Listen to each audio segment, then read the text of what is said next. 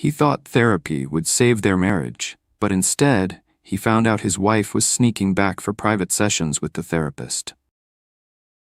One day, Omar opened their shared email, and what he saw shattered everything. Multiple secret appointments hidden from him. The one man who was supposed to fix their relationship might be the one tearing it apart. This is the moment their marriage exploded, when therapy crossed the line into obsession. The office smelled faintly of sandalwood and new leather.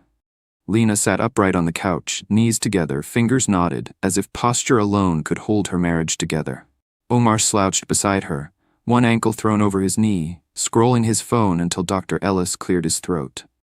"Let's start simple," Dr. Ellis said, pen resting loosely in his hand. "Why are you here?" "She dragged me," Omar said without looking up. "I'm fine." Lena's cheeks burned. "You're not fine. We're not fine. You don't listen to me, Omar. You don't even see me." "There it is," Omar laughed dryly.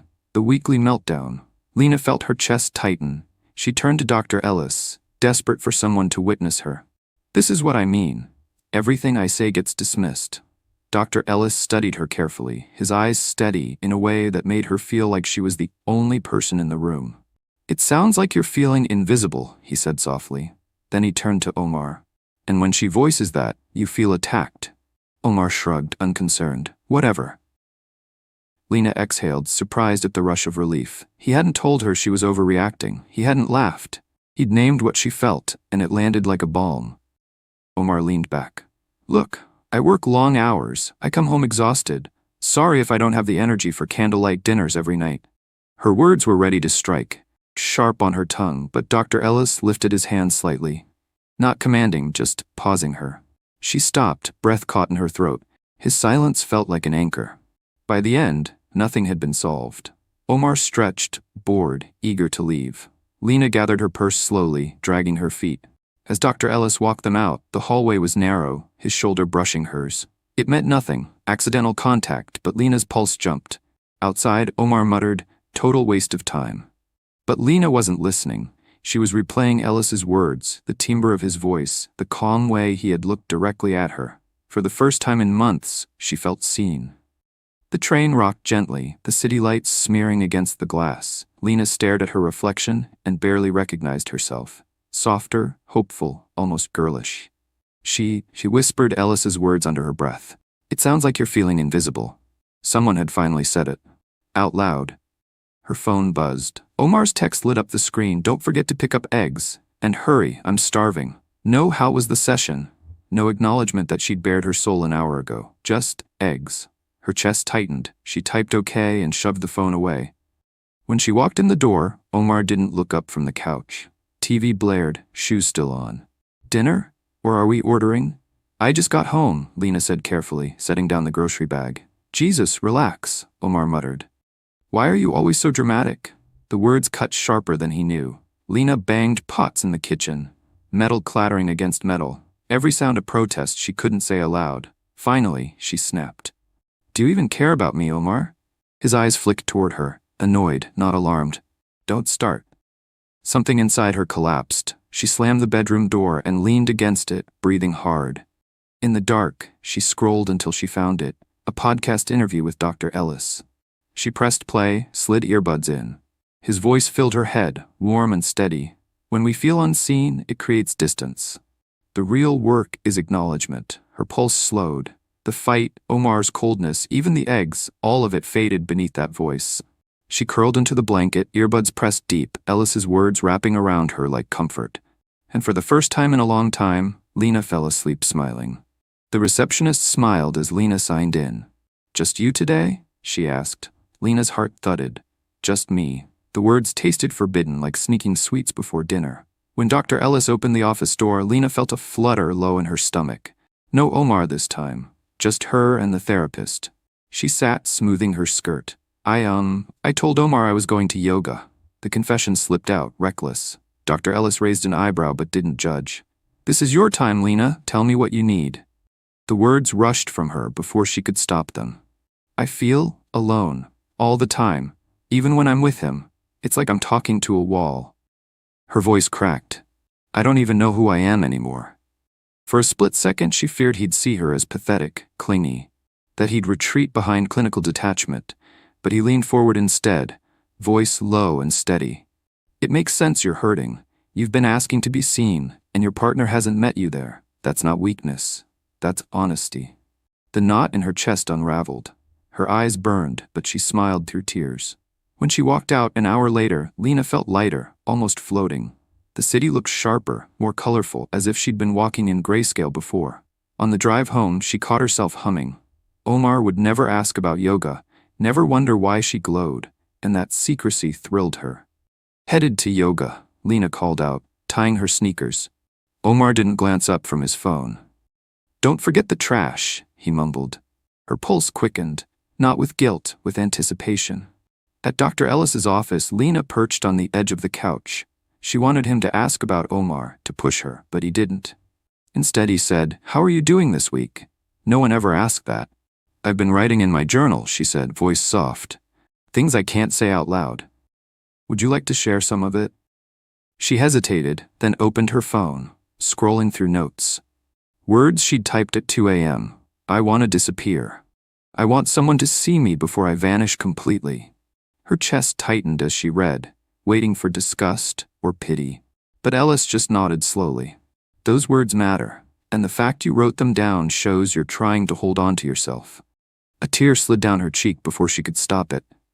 Later, when she slipped her sneakers off by the front door, Omar called out, "Yoga help? You're glowing." She froze, heart hammering. Did he know? But he was grinning at a video on his phone, not even looking at her. Lena exhaled. Her secret was safe, for now. And the glow? She let it stay. The session started quietly. Omar slouched low, arms crossed, while Lena perched straight-backed, every nerve buzzing. She tried to keep her eyes on Dr. Ellis's notepad, but when he made a small joke to ease the silence, their gazes locked. Longer than they should have. Heat crawled up Lena's neck. She looked away first, but Omar's voice cut through the room.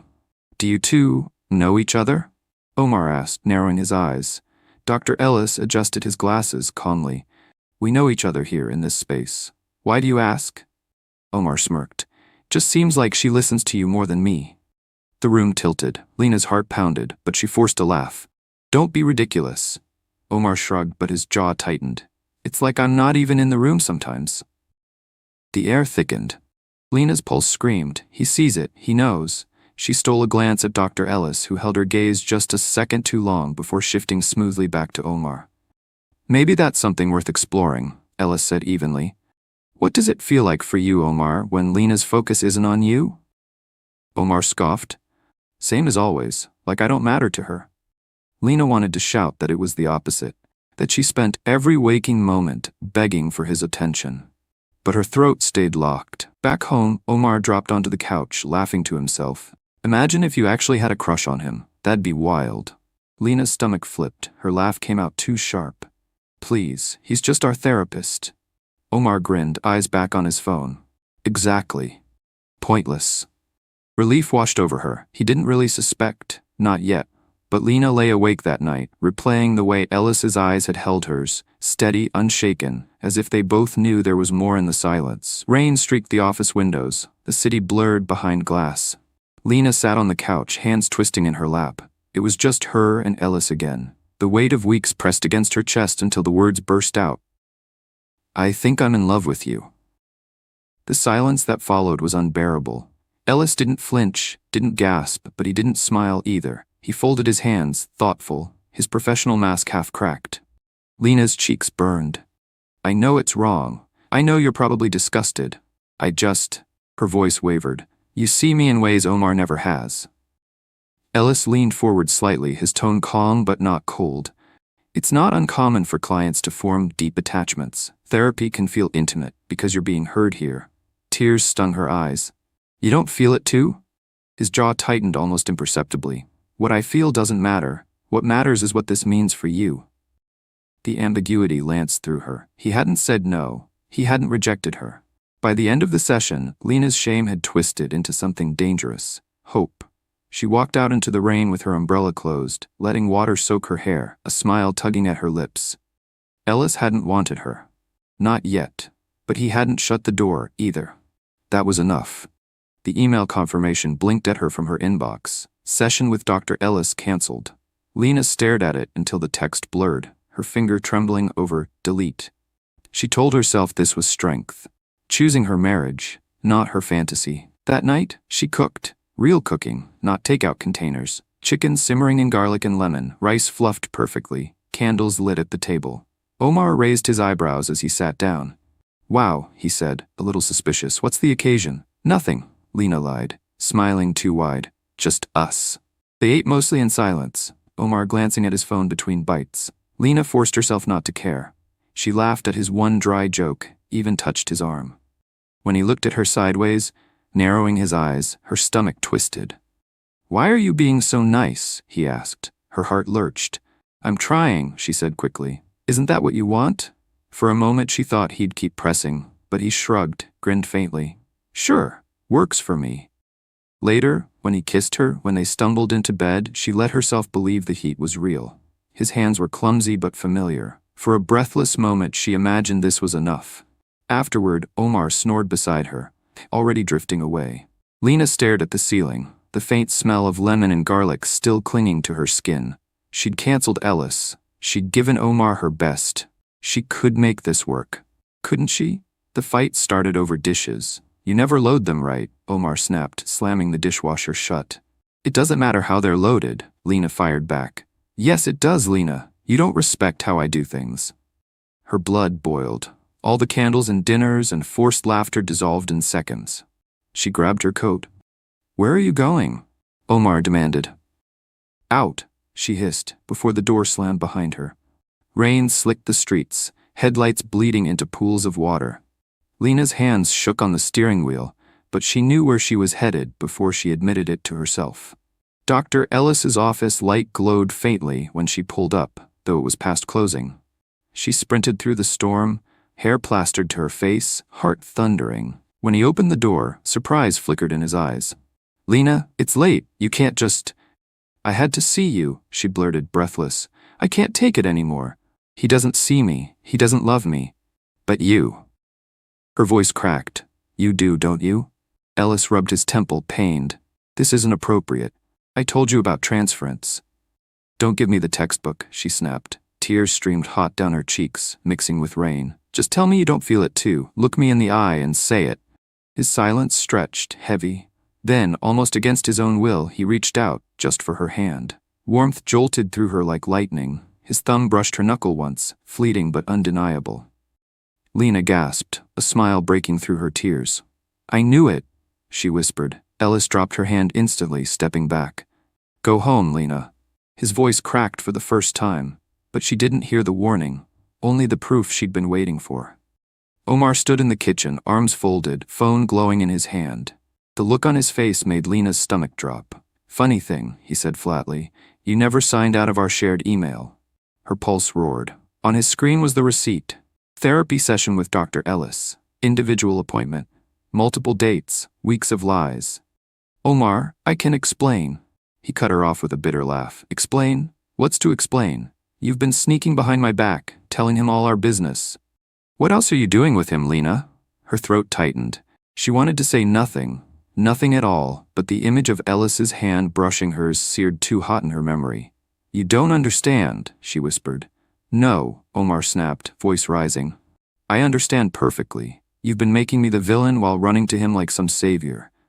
Do you know what this does to me? To us?" She flinched. The storm in his eyes terrified her.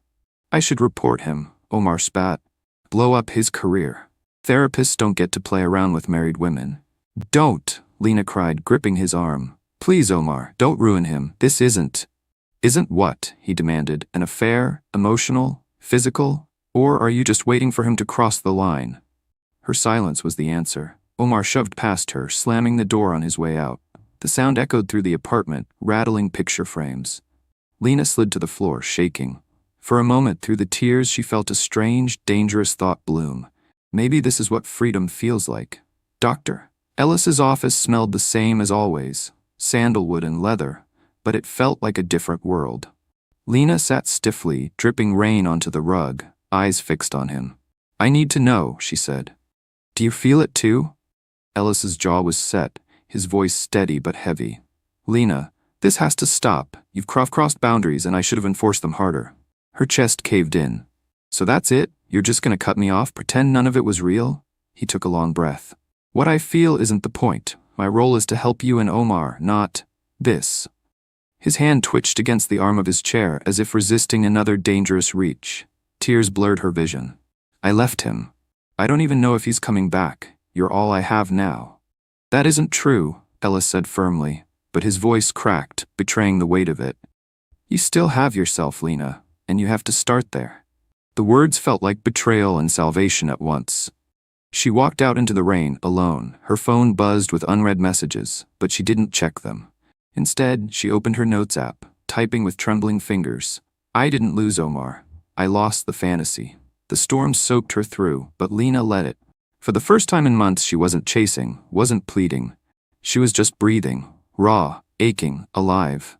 Thanks for listening. Hit the like button if you really like this story, and don't forget to subscribe.